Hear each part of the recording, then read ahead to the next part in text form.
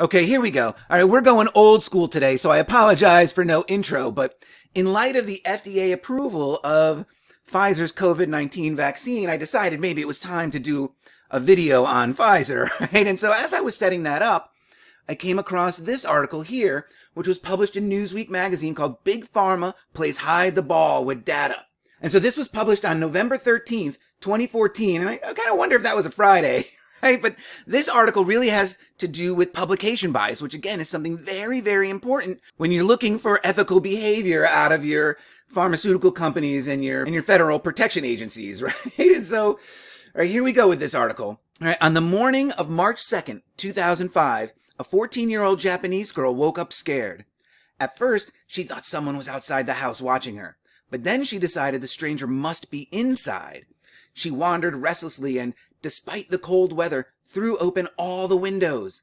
Later, over a meal, she declared, "The salad is poisoned." 2 days later, she said she wanted to kill herself. This teenager, with no history of mental illness, was diagnosed with delirium. The night before the hallucinations started, she began taking an anti-influenza drug called Tamiflu, which governments around the world have spent billions stockpiling for the next major flu outbreak. All right, this is very important. Governments around the world have spent billions stockpiling Tamiflu for the next major flu outbreak. And this is 2014. Billions. But evidence released earlier this year by Cochrane Collaboration, a London-based nonprofit, shows that a significant amount of negative data from the drug's clinical trials were hidden from the public. The Food and Drug Administration knew about it, but the medical community did not. How is that possible? The U.S. Center of Disease Control and Prevention, the CDC, doesn't have the same access to unpublished data as regulators. Again, how is that possible? The CDC had recommended the drug without being able to see the full picture. Again, just dumbfounded. How is this possible in 2014 with all of these protection agencies and awareness out there? It's just incredible, right? When results from those unpublished trials finally did emerge, they cast doubt over whether Tamiflu is as effective as the manufacturer says. The revelation of hidden data bolstered a growing movement against what's referred to within the research community as publication bias, in which scientists squirrel away mostly negative or inconclusive findings and broadcast only their positive ones. Concealing trial data for which patients accept the risks of untested treatments for the greater good is routine. So concealing the data, which patients accept, they sign a waiver or whatever saying that I'm okay with whatever side effects come from this, right? They essentially sign away their rights to have this information put out so others can be protected, right? Almost going against the idea of the scientific principle that these patients, I'm sure, signed up for, right? They say this is routine practice. Concealing trial data is routine, right? As many as half of all clinical trials are never published. Right? That Japanese girl, whose case was detailed in an FDA report, did not kill herself. But at least 70 people have died, many of them by suicide, after Tamiflu-induced episodes. The deaths were almost surreal. A 14-year-old who took Tamiflu jumped off a balcony, and a 17-year-old on the drug ran in front of a truck. Now, I've taken Tamiflu back in the day. I mean, this is unbelievable, right? Scientists documented other cases of psychopathic events, right, including a South Korean girl who temporarily developed bipolar disorder and an 8-year-old Japanese boy who wouldn't answer to his name and began to growl. Tens of millions of people have taken Tamiflu without incident, and you are far more likely to die from the flu than you are to have a dangerous reaction to the drug. Okay, far more likely. What does that mean? Because they play around with the definitions of what far more can mean, right? And it's true that with many medicines, a minuscule chance of death is usually tolerated as long as the benefits far outweigh that risk. So they tolerate death in these drugs, right? So the idea isn't to cure everyone, right? It's just to cure those who won't be adversely affected by it. Right? I mean, that's what has to be read from that, right? If, 5 people out of 5,000 die from this, that's an acceptable loss. But the relatively small percentage of people who are actually dying from COVID, that's not tolerated, right? Double standard, right? But if Tamiflu does nothing, and there's even a slight chance of life-threatening side effects, why was it approved? Greatest question of all time, right? And why continue to prescribe it? Another fantastic question. And that's what Cochrane Collaboration argued in a report it published in April. Cochrane is widely considered one of the most rigorous reviewers of health science data. It takes results of multiple trials, looks for faults, and draws conclusions. It doesn't accept funding from businesses with a stake in its findings. And in April, Cochrane took Tamiflu's maker, Roche, who I did not look up at all, to task about many of its claims. And I'm sure if I did, they would have been found guilty of so many, including this Tamiflu, which I clearly were found guilty of. So the influenza virus infects by hijacking healthy cells in the respiratory tract, taking over the nucleus, the cell's brain, and ordering up copies of itself, kind of like a cancer, right? Then these new viruses burst out of the cell membrane like an enemy horde to infect more cells. Tamiflu is thought to work mainly by trapping those virus copies inside the cell. So therefore, with a lower viral load, the symptoms won't last as long, and there's a lesser chance of developing complications like pneumonia and infecting other people. Right? That was the theory. Roche paid for dozens of clinical trials to prove Tamiflu worked in practice. Afterward, the scientists produced lengthy clinical study reports and turned them over to the FDA, which approved the drug in 1999. Some of those reports were condensed into short articles published in medical journals, so they even took out information for publication in the medical journals, not providing all of the information to those medical journals. Very interesting, right? And most of us have access only to these published findings, right? So you don't get the full studies in what they published, and it's clear here. Right? And so, but what it's saying is that this drug was approved in 1999, and that as of 2014, so 15 years, Tamiflu was on the market and producing these types of reactions in people, regardless of how few, right? The one is too many, right? I mean, that's the narrative that they're pushing, right? But the full clinical study reports from those trials were locked away. There wasn't even a list of what trials were conducted. How is that? Right? Cochrane initially figured there were about 36. Love that number, right? And sought to read them all. It began negotiating with the drug maker, filing Freedom of Information requests to the FDA and the European Medicines Agency, which is Europe's FDA equivalent, and backing pressure campaigns in the media, right? So they were putting the heat on them a little bit, right? And at one point early on, Roche offered to give Cochrane 10 reports. 26 fewer than that may have been, right? But only if it signed a confidentiality agreement keeping everything secret, including the existence of the agreement. And right, so they couldn't even tell anybody that they were signing a non-disclosure agreement. Cochrane unbelievably refused to sign this, thank God. And so after 5 years, Roche and the EMA, the European FDA, opened up. But the FDA has not, and did not respond to requests both from Cochrane and Newsweek to explain why. Right? What Cochrane uncovered was more than 70 Tamiflu trials and well over 100,000 pages of unpublished reports. Among them were many trials where the results were negative or inconclusive. With this more complete picture of the testing, Cochrane concluded the trials didn't prove that Tamiflu prevents hospitalizations, contagiousness, or complications.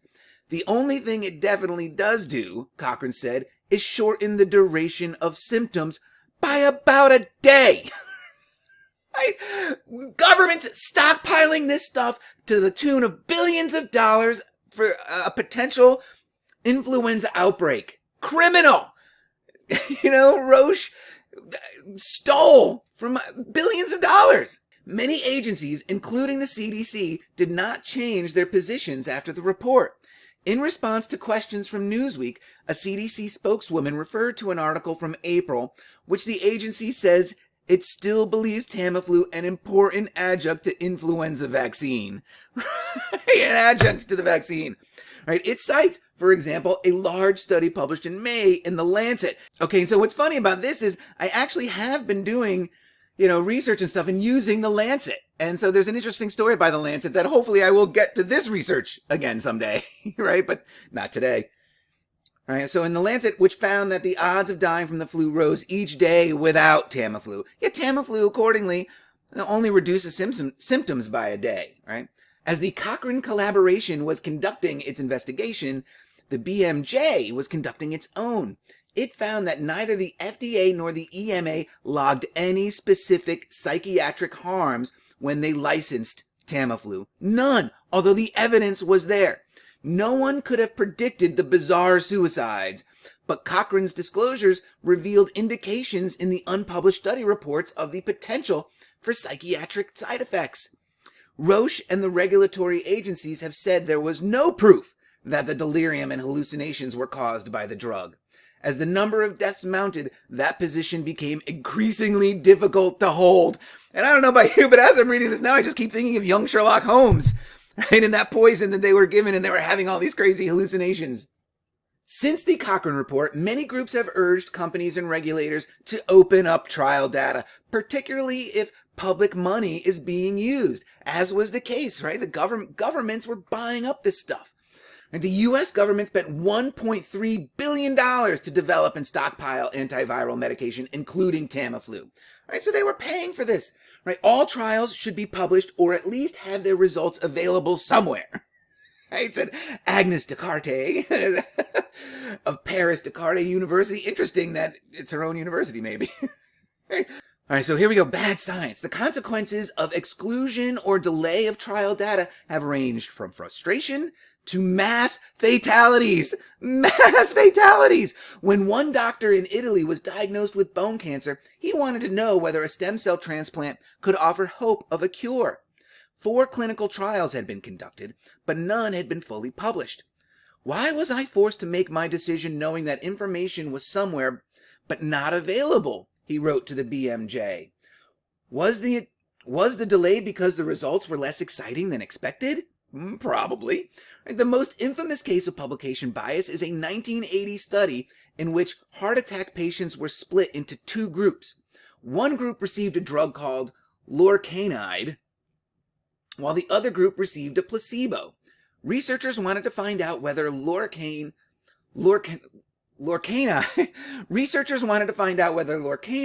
cures dangerous abnormal heart rhythms, which it does.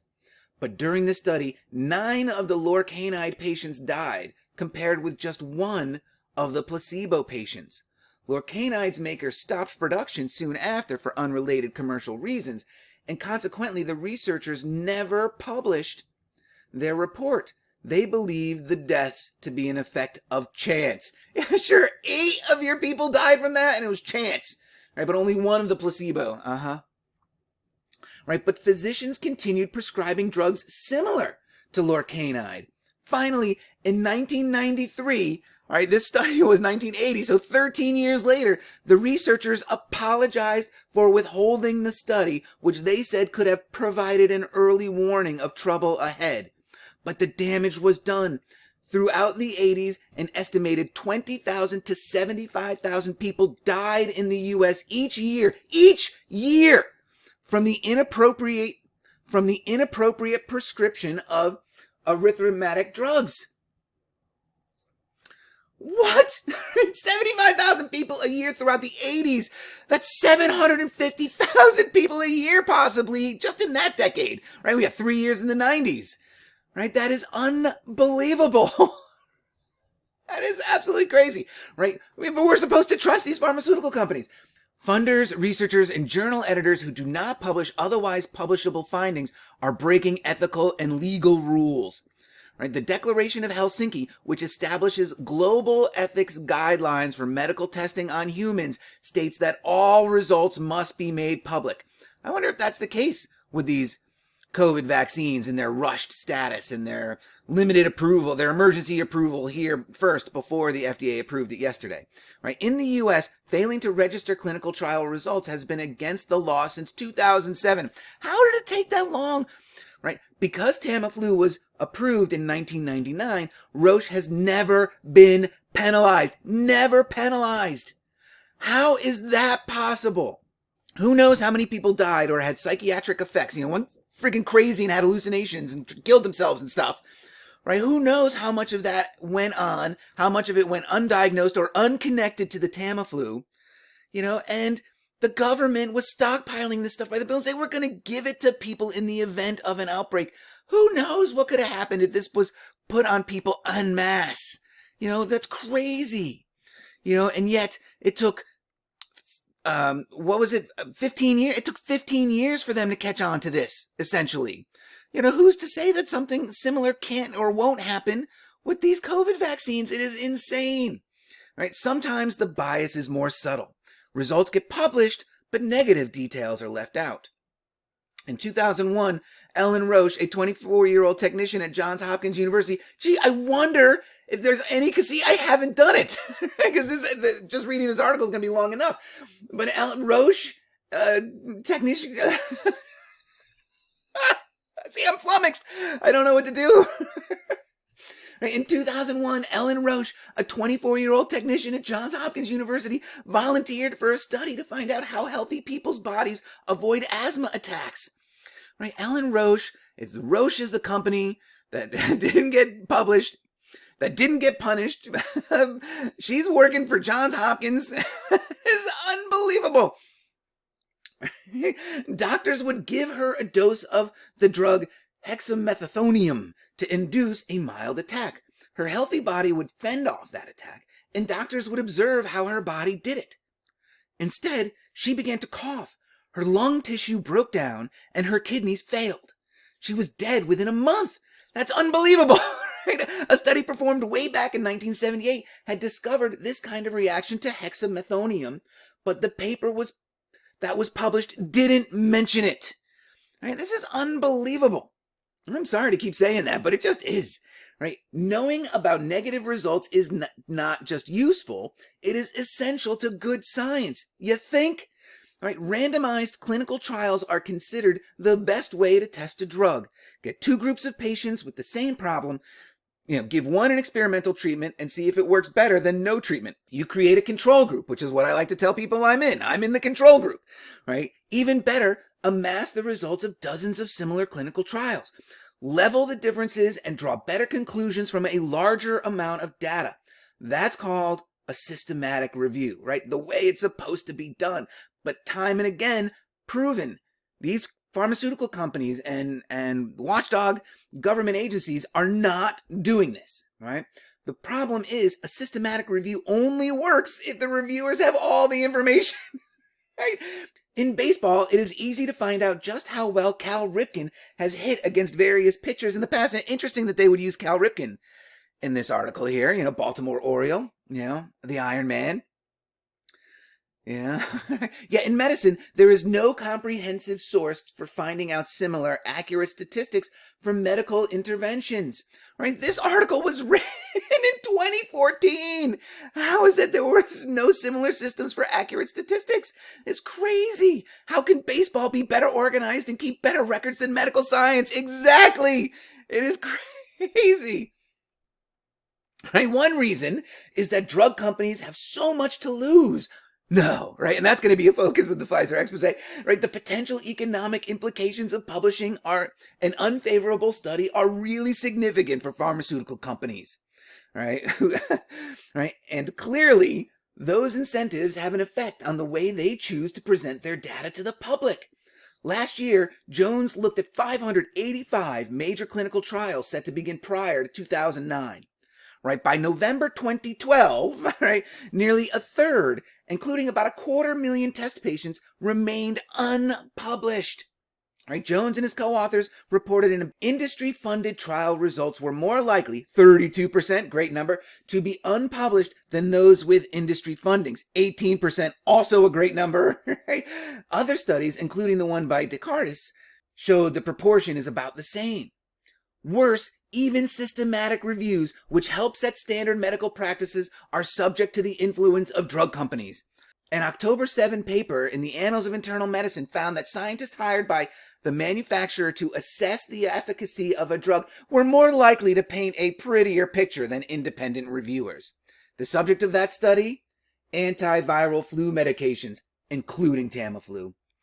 Roche, through its subsidiary, Genentech, did not directly answer the findings of that paper, but said in statements to Newsweek that the company regularly works alongside established experts, and that Genentech's professional relationships with experts are within all existing pharmaceutical industry and regulatory guidelines. I'm sure.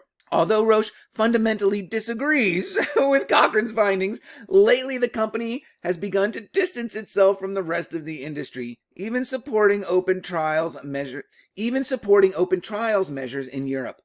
Pharmaceutical Research and Manufacturers of America have generally opposed the open trials movement, arguing it risks exposing trade secrets. There should be no secrets. Right? But Austin Graf, a Genentech spokeswoman, says that greater access to patient-level data, the rawest form of data, helps ensure the data provided by research participants are used to maximum effect in the creation of knowledge and understanding. Asked why Roche initially resisted Cochrane's data results so strongly, Graf indicated the company was caught off guard. She said Roche's reaction was in line with industry standards at the time, and it was not sure if we could legally share all the individual data with them due to patient confidentiality. Publication bias in clinical trials was, for a long time, something only scientists cared about. But lately the issue has raised a crop of lobbyists and gone mainstream. In 2005, Stanford School of Medicine here published a scientific paper under the provocative heading, "Why Most Published Research Findings Are False," and mentioned publication bias. This British doctor leads a movement called All Trials, right? And his TED Talk on publication bias has been seen 1.8 million times. Maybe I'll try to link that.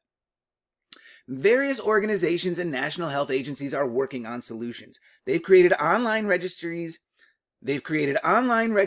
where researchers announce that they're starting a trial and then post the results when they're done. But they frequently do neither.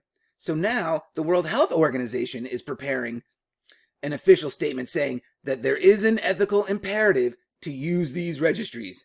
It is uncertain if the WHO's imperative will carry more force than the Declaration of Helsinki or even U.S. law, but without more serious personal consequences for violations, it's not likely. Baseball 2, medicine nothing. That's a great way to end this, right? Especially in the fact that Roche and the Tamiflu thing, they did not get penalized at all, right? And so I just want to show real quick, right? I brought up a search, prevalence of publication bias in clinical research, right? And they have these studies here, right? This one was published in 2012 and how it could have major consequences. And it talks about the prevalence of publication bias, 2012, right? In 2000, publication bias is a scientific problem with adverse ethical yada yada, right? Here we go, 2020. Right? These assessment of publication bias and outcome reporting, right? These findings suggest that the assessment of publication bias is generally low in systematic reviews of clinical research. In 2020, it's generally low. But there was one, maybe it was even this one that I started to read a little bit in 2012. In 2012, it was on the rise, right? But in 2020, it's relatively low.